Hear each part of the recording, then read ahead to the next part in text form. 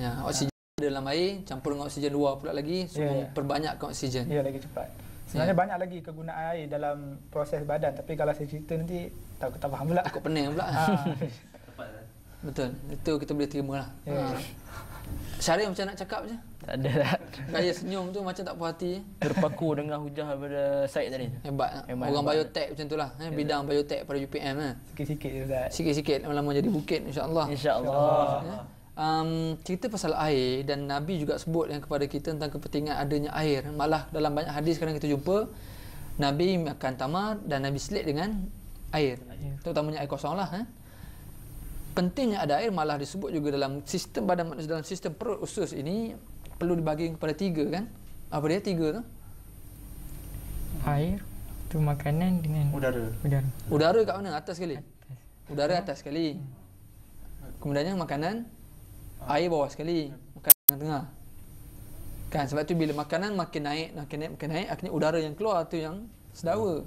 Kalau udara keluar ke bawah, itu udara yang kotor. Ya. Jadi maksudnya ialah pentingnya ada air dalam badan ni. Malah kita digalakkan dalam sistem apa fisiologi kita ni pun perlunya adanya air kan. Orang kata kena 8 gelas sehari lah seumpamanya, kena ada air. Nak tengok orang tu sihat ke tidak, tengok air kencingnya tu kuning ke tidak. Kalau bersih berarti air mencukupi. Tapi kalau air yang keluar, kumbahan itu keluar warna pekat kuning, berarti airnya kurang ataupun ada banyak benda yang tak sepatutnya masuk. Nak tengok cukup tak cukup air dalam badan, tengok air yang keluar bersih ke tidak. Ya? Kena pergi cek lah. Sebab itu penggunaan air ni amat bergunalah masa kita hendak belajar dalam kelas. Segar. Masa kita ngantuk boleh minum. Itu dia. Kesimpulan. Kita tengok firman Allah dalam surah Al-Anbiya ayat 30, ya. Allah menyebut kepada kita, apakah orang-orang kafir itu tidak mengetahui langit dan bumi? Keduanya dahulu adalah suatu benda yang padu, kemudian kami pisahkan antara keduanya daripada air. Kami jadikan sesuatu yang hidup. Allah sebut dalam surah Al-Anbiya ayat yang ke-30. Bagaimana Allah kata daripada air kami jadikan segala sesuatu yang hidup. Jadi sudah pasti daripada sini sebenarnya kita akan faham tentang kepentingan air. Pentingnya air ini mesti ada dalam kehidupan sebab Allah telah pun sebut, dan malah Allah sebutkan kita dalam ayat surah An-Nur ayat ke-45. Allah menciptakan kesemua jenis haiwan daripada air. Haiwan termasuk manusia, itu benda makhluk yang hidup, dia panggil haiwan. Daripada perkataan hayun, haiwan, benda yang hidup itu datangnya daripada air. Mesti ada sumber air. Pokok hidup kena air ke tidak? Masalah sikit atau banyak tu isu yang lain, tapi mesti ada sumber air. Maka sedang hadirin yang dirahmati Allah Subhanahu wa taala sekalian, ada setengah kajian menunjukkan bahawa kehidupan asal bermula daripada dalam air dulu. Ada yang kata begitu dalam setengah-setengah teori, ya. Antaranya dalam sebuah rancangan, ya, di bawah tajuk Spring into Life Under the Sea, ya. Saintis mengatakan rahsia mengenai kewujudan hidupan yang awal di dunia wujud 9,000 kaki di bawah lautan Atlantik.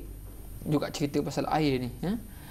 Banyak lagi antaranya ialah dalam sebuah yang lain, iaitu yang dibuat dalam teori evolution, investigating the evidence.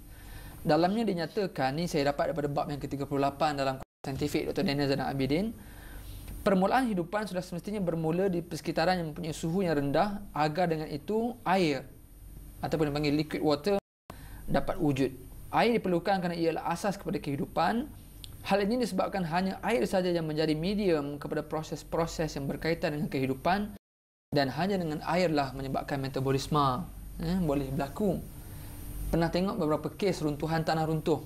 Orang yang duduk tertimbus di bawah tanah selama seminggu, 2 minggu, mereka boleh hidup. Apa yang dibuat dalam tu? Nak bagi dia hidup. Mungkin ada air hujan kot. Mungkin air hujan. Yang kita pernah dengar selain daripada tu, kita tak baca berita kita ni. Embun tak masuk bawah tanah tu. Air daripada Dia minum air kencing dia sendiri. Dia nak ke sumber air tu. Dia tak nak dehydration, dia tak boleh kering. Kering akan mati. Betul orang yang masuk ke hutan. Pernah tengok rancangan, saya tak ingat tajuknya. Masuk dalam hutan, dia ajar kita hidup. Man versus Wild. Pernah tengok tu? Pernah. Tuan pernah tengok, jangan tengok rancangan bukan-bukan, kena tengok juga rancangan yang berfaedah, antaranya Man vs Wild. Dia ajar kita bila duduk dalam hutan apa yang kita kena buat. Bagaimana seorang manusia berhadapan dengan kehidupan liar ni. Macam mana dia ajar kita nak cari air pada tempat yang tak ada air. Dia ajar kita air yang beracun macam mana. Dan seumpamanya nak cerita kepada kita bahawa kepentingan adanya air dalam hidup. Jadi sedang hadirin rahmati Allah Subhanahu Wa Taala sekalian, itu satu, maka sebab itu Allah gunakan khuliqa mim ma'in dafiq, terpancar. Barulah ulama kaji apakah maksud terpancar. Kita tengok dalam tafsir Al-Munir bagaimana Allah menyebutkan kepada kita. Dr. Wahbah Zuhaili menyebut air yang terpancar ini iaitu air-air yang dikeluarkan, yang terpancar, yang keluar melalui pancaran, dan dia terpancar ke dalam rahim, dan air itu terdiri daripada air mani lelaki dan perempuan yang kemudiannya disatukan persenyawaannya. Dan air itu dirungkaikan lagi oleh Allah dalam ayat yang berikutnya, iaitu bainas sulbi wat taraib, yang datang daripada sulbi dan juga at-taraib yang kita akan bincang nanti, tulang dada dan tulang sulbi. Apakah dia tulang dada dan tulang sulbi? Adakah betul-betul proses sperma itu datang daripada situ, ovum datang daripada situ, ataupun datang daripada ovari, dan seumpamanya kita akan bincang nanti. Sidang penonton dirahmati Allah Subhanahu Wa Taala sekalian, dan dalam pada itu bila kita lihat dalam tafsir fi zilalil Quran,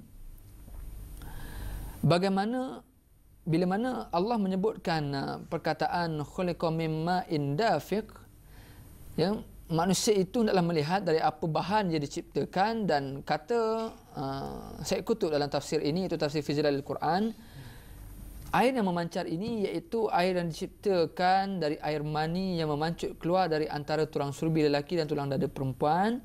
Yakni ia diciptakan dari air yang terkumpul daripada kedua-dua jenis tulang ini. Dan asal-usul kejadian manusia merupakan satu rahsia yang tersembunyi dalam pengetahuan Allah yang tidak boleh nak diketahui pada zaman itu. Sehinggalah pada hari ini sains boleh membuktikan kajian-kajian, penemuan-penemuan yang terbaru tentang kajian mereka melalui mikroskop, melalui segala jenis teknologi yang ada, akhirnya barulah boleh dirungkaikan apakah sebenarnya yang dimaksudkan dengan pancaran air. Yang akhirnya ulama mengkaji bagaimana kalau air ini tidak dipancarkan, boleh tak boleh nak jadi manusia. Sperma itu kalau tidak dipancarkan, dia hanya diletak, campur, boleh tak? Ataupun perlu dia disuntik supaya laju kelajuannya, dan akhirnya barulah sperma itu akan menjadi aktif. Juga dibincangkan dalam sains, ya. Akhirnya keluarlah beberapa jenis teknologi yang dipanggil sama ada IVF, ya, in vitro fertilization, iaitu talqih as-sinai al-khariji dalam bahasa Arabnya, menggunakan persenyawaan luar rahim yang menggunakan tabung uji, ya. In vitro yang guna dalam kelas ni, antara lainnya dalam sistem yang terbaru dipanggil GIFT, GIFT, Gamete Intrafallopian Transfer. Dia senyawakan dekat luar, kemudian dia transfer masuk balik ke dalam rahim, ya, ke dalam tiub falopio, disuntik balik. Kenapa perlu suntik? Kenapa tak boleh letak senyap-senyap dan seumpamanya? Maknanya semua ini dikaji dalam sains, dan akhirnya terbukti kebenaran Al-Quran yang menceritakan tentang mimma indafiq, air yang dipancarkan. Sidang hadirin rahmati Allah Subhanahu Wa Taala sekalian, tengok dalam, saya melihat dalam Quran Saintifik Dr. Daniel Zainal Abidin, bagaimana manusia ini diciptakan daripada air, dan air asas kepada kejadian manusia. Dalam surah Al-Furqan ayat yang ke-54 Allah menyatakan mafhumnya, dan dia yang menciptakan manusia daripada air. Ayat ini dikaitkan dengan ayat 5 hingga 7 dalam surah At-Tariq. Maka hendaklah manusia memperhatikan dari apakah ia diciptakan. Dia diciptakan daripada air yang terpancar, yang keluar di antara sulbi dan taraib. Dan daripada ayat ini jelas menunjukkan manusia sememangnya diciptakan Allah daripada air, iaitu air yang terpancar. Bagi lelaki, air terpancar ini adalah air mani yang terkandung dalam benihnya yang bernama sperma. Adapun bagi perempuan ataupun wanita, air yang terpancar ini dikenali sebagai antrum fluid, ya, yang terdapat dalamnya benih yang bernama ovum. Percantuman antara kedua-dua ini menjadi sebab musabab kepada kejadian manusia.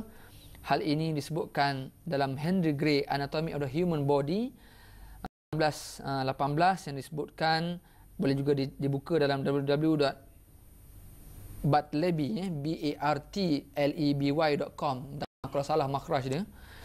Dan ini diceritakan oleh sains moden tentang bagaimana penciptaan manusia itu datangnya daripada air. Sedang hadirin dirahmati Allah Subhanahu Wa Taala sekalian, bayangkan kalau kita tak cukup air ni sekarang ni, ataupun kita bila kita bulan puasa air tak ada, bila kita tak makan, kita minum air saja cukup ke tidak? Cukup tak? Cukup air, cukup lah. Sebab tu bahayanya bagi orang buka puasa, dia minum air banyak, akhirnya air memenuhi perut, dia tak lalu dah nak makan. Sebab tu air kena minum sikit, kena seimbangkan air dengan makanan dan juga udara, kena cukup seimbang 1/3 air, 1/3 makanan, 1/3 udara, supaya dia stabil sistem proses pencernaan itu. Kalau terlebih akhirnya tak pergi tarawih lah, sebab terlebih air. Kalau kosong sangat, terlebih angin pun tak boleh juga, angin satu badan kan. Kalau makanan pula penuh, air pula tak ada pun tak boleh juga, makan benda yang kering saja pun tak boleh kan, jadi problem. Tu kita tak bayangkan lagi bagaimana Allah ciptakan unta kan, yang kita akan jumpa nanti dalam surah Al-Ghashiyah, afala yanzuruna ilal ibili kaifa khuliqat. Allah nak tunjuk kuasanya. Allah suruh kita cek, cuba tengok unta. Antara sistem ataupun kelebihan unta ialah dia boleh berbulan-bulan tanpa minum air, tapi sekali minum dalam tempoh beberapa minit dia boleh minum bergalen air kan. Pentingnya ada simpanan air dalam kehidupan, dan manusia itu boleh terus hidup, ataupun setiap kehidupan boleh terus hidup. Malah pokok-pokok juga, akar yang diberikan, yang dijadikan sebagai sumber asas tumbuhan memerlukan akar. Akar ini akan pandai mencari air, daun akan pandai mencari cahaya. Semua ini melalui arahan daripada Allah Subhanahu Wa Taala. Patuhnya kita kepada arahan inilah yang menjadikan kita hamba kepada Allah Subhanahu Wa Taala. Saudara penonton sekalian, kerana masa tidak mengizinkan, insya-Allah kita akan cuba panjangkan lagi perbincangan penciptaan manusia ini dalam episod akan datang. Berjumpa lagi dalam episod akan datang. Kita tidak jemu untuk memahami, menelusuri ayat-ayat suci Al-Quran untuk menambahkan iman dalam kehidupan kita, insya-Allah. Terima kasih daripada kami. Aqulu qouli hadza wa astaghfirullahal azim li wa lakum. Assalamualaikum warahmatullahi wabarakatuh. Waalaikumsalam warahmatullahi wabarakatuh. أعوذ بالله من الشيطان الرجيم بسم الله الرحمن الرحيم الحمد لله رب العالمين والصلاة والسلام على أشرف الأنبياء والمرسلين وعلى آله وصحبه أجمعين اللهم ارحمنا بالقرآن واجعله لنا إماما ونورا وهدى ورحمة اللهم ذكرنا منه ما نسينا وعلمنا منه ما جهلنا وارزقنا تلاوته آناء الليل وأطراف النهار واجعله لنا حجة يا رب العالمين صلى الله على سيدنا محمد وعلى آله وصحبه أجمعين والحمد لله رب العالمين سبحانك اللهم وبحمدك أشهد أن لا إله إلا أنت وأستغفرك وأتوب إليك بسم الله الرحمن الرحيم والعصر إن الإنسان لفي خسر إلا الذين آمنوا وعملوا الصالحات وتواصوا بالحق وتواصوا بالصبر القرآن حياتنا اللهم ارحمنا بالقرآن